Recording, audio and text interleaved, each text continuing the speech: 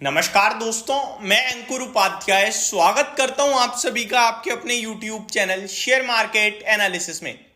अभी तक Israel Iran सुन रहे थे, आज एक फ्रेश अपडेट देने जा रहा हूं और बड़े लेवल पे है चाइना यूएस। जी हां, चाइना और यूएस के बीच में भी तालमेल बिगड़ता हुआ दिख रहा है और ये अभी की सबसे बड़ी ब्रेकिंग न्यूज है, क्योंकि बाइडेन साहब टैरिफ लगाए जा रहे हैं और चाइना कह रहा है भाई साहब गलत कर रहे हो ये आप। तो अब यहां पे क्या करना है क्या नहीं करना है इसको समझना बहुत ज्यादा जरूरी है। पूरा का पूरा ये सेगमेंट है मेटल।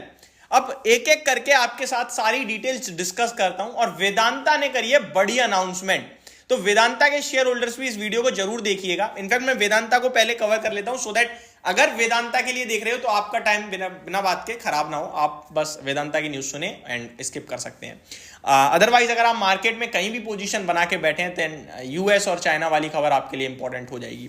वेदांता की तरफ से बड़ी अनाउंसमेंट आ रही है जब वेदांता ने कुछ टारगेट दिए हैं और बहुत बड़े टारगेट्स हैं। कंपनी ने वर्ड टू वर्ड बता रहा हूं क्या बोला है। Company target $7.5 billion in earnings in 2 years. 2 साल में $7.5 बिलियन की अर्निंग करने जा रही है कंपनी। $7.5 बिलियन को अगर इंडियन करेंसी में मैं कन्वर्ट करूं तो ये 50-55 हजार करोड़ की बात चल रही है। ये आंकड़ा नंबर बहुत बड़ा है। अब मैं यहां पे कंफ्यूजन है मेरे लिए भी थोड़ा सा कि इन 2 ईयर्स 2 साल में सिंगल ईयर में इतना बनाने लगेगी या 2 साल का मिला के इतना है। इन 2 ईयर्स लिखा हुआ है, तो ये एक बड़ी अपडेट है। इसको मैं बताऊंगा क्यों बड़ी है। एंड कंपनी ने बोला है D leverage group by $3 billion. ये बहुत बड़ी बात है। कंपनी का ग्रुप 24,000 करोड़ से कर्ज कम कर देगा अपना। तो ये मतलब दिखा रहा है कि शेयर का प्राइस क्यों चल रहा है। अब मैं अगर वेदांता के स्टॉक पे आता हूं तो वेदांता की अर्निंग की बात करी जाए तो इस साल तो देखो कुछ भी अर्निंग नहीं है, वो टैक्स वगैरह है, छोड़ देते हैं उसे। लेकिन कंपनी ने हाईएस्ट 22 FY22 में 24,000 करोड़ का मुनाफा बनाया था। उसके हिसाब से भी देखा जाए तो डबल की बात, डबल से भी ज्यादा। तो 50-55 हजार करोड़ का मुनाफा अपने आप में बहुत बड़ा नंबर दे रही है कंपनी। इसके हिसाब से कंपनी मतलब आप सोचो कहां पहुंच सकती है। डिविडेंड वाली कंपनी है, बड़े डिविडेंड भी आ सकते हैं। फ्रेश इन्वेस्टमेंट वगैरह की राय नहीं है, बस कंपनी ने जो अपडेट दी है वो मैंने डिस्कस करी आप सभी के साथ। तो ये कंपनी की तरफ से कुछ फ्रेश अपडेट आते हुए दिख रहे हैं जो मैंने डिस्कस करे हैं। अब बढ़ता हूं मैं अपनी खबर की तरफ। खबर आ रही है यूएस और चाइना की तरफ से, और दोस्तों बहुत बड़ी खबर है। अब कहेंगे अंकुर भाई बता भी दो क्या खबर है, बहुत बड़ी तो हो गया। तो देखो यहां पे चाइना जो इंपोर्ट करता है यूएस को मेटल्स, स्टील, एल्यूमिनियम वगैरह, उस पे यूएस ने कह दिया है कि $1 बिलियन से ज्यादा का करोगे तो भैया टैरिफ लगेगा हाई। सिंपल है, सेक्शन 301 के तहत। और वो आपका चाइना कह रहा है गलत बात है ये। अब देखो एज इट इज पढ़ता हूं मैं। चाइना's commerce ministry on US section 301 investigation, China is strongly dissatisfied with and firmly opposed to this। इसके खिलाफ है चाइना और इससे पूरी तरीके से डिससेटिस्फाइड है। जो यूएस ने ये 301 सेक्शन लगाया है। चाइना's commerce ministry the US application is filled with false accusations which lacks factual basis and runs counter to economic common sense।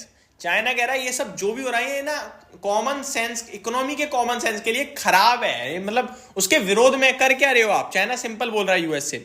वहीं यूएस के बाइडेन साहब ने क्लियर कह दिया है। उन्होंने क्या कहा है वो सुन लीजिए।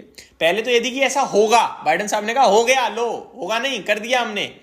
बाइडेन साहब ने कहा है Biden proposed higher tariff would apply to more than $1 billion on steel and aluminum products from China।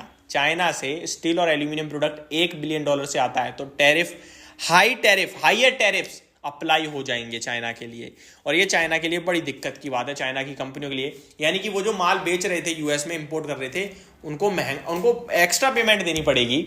ये चाइना के लिए नेगेटिव है। अब इसमें एक कॉन्सेप्ट निकल रहा है, अगर अमेरिका चाइना से नहीं ले रहा, चाइना मतलब टैरिफ हाई कर देगा तो शायद चाइना देना, अगर चाइना से नहीं लेगा तो लेगा कहां। चाइना तो सबसे बड़ा प्रोड्यूसर और कंज्यूमर है मेटल्स के मामले में। आप उनसे नहीं लोगे तो कहां से लोगे, जरूरत तो होगी आपको। तो क्या भारत के लिए बड़ा स्कोप खुल रहा है या बाकी की कंपनीज के लिए? क्योंकि रिसेंटली रशिया की रुसेल ने भी एल्यूमिनियम प्रोडक्शन कट करा है और अमेरिका की वजह से ही करा है। वो कह रहे हैं आप हमारे जो नियम है उसको मैच नहीं कर रहे, हम नहीं ले रहे आपसे, एक्सचेंज पे नहीं जाने देंगे हम आपको। तो रुसेल ने भी कह दिया प्रोडक्शन कट। तो तो ये सब कर क्या रहा है अमेरिका, समझ में नहीं आ रहा है, और अमेरिका का बाजार भी समझ में नहीं आ रहा है। जो भी हो रहा है इन्वेस्टर्स के लिए तो छोड़ो, बड़ी बात नहीं हो, तो लॉन्ग टर्म में होती रहती हैं चीजें छोटी मोटी, और लॉन्ग टर्म में पैसा बन जाता है। लेकिन शॉर्ट टर्म में मार्केट को ऊपर नीचे वॉलेटिलिटी या फिर मतलब डिमांड सप्लाई मिसमैच कराने का काम कर रहा है चाइना। कमोडिटी के प्राइसेस बिना बात के और ऊपर जा सकते हैं, जिसकी वजह से इन्फ्लेशन आ सकता है। एक तरफ आप कह रहे हो कि हमें 2% पे इन्फ्लेशन लाना है, दूसरी तरफ आप ऐसे काम कर रहे हो जिससे इन्फ्लेशन काबू में आए ही नहीं सकता। तो बहुत कुछ चल रहा है इस समय दुनिया भर में। ये मेरी तरफ से आपके लिए एक फ्रेश अपडेट थी जो मैंने डिस्कस करनी थी, बहुत इंपॉर्टेंट है, ट्रस्ट मी। आपके समझ में आई ये वीडियो, बहुत अच्छी बात है। नहीं आई तो आप धीरे धीरे सारी चीजों पे इंपैक्ट आते हुए दिखेंगे इन सब चीजों की वजह से। Thank you so much for watching this video. Have a great day guys.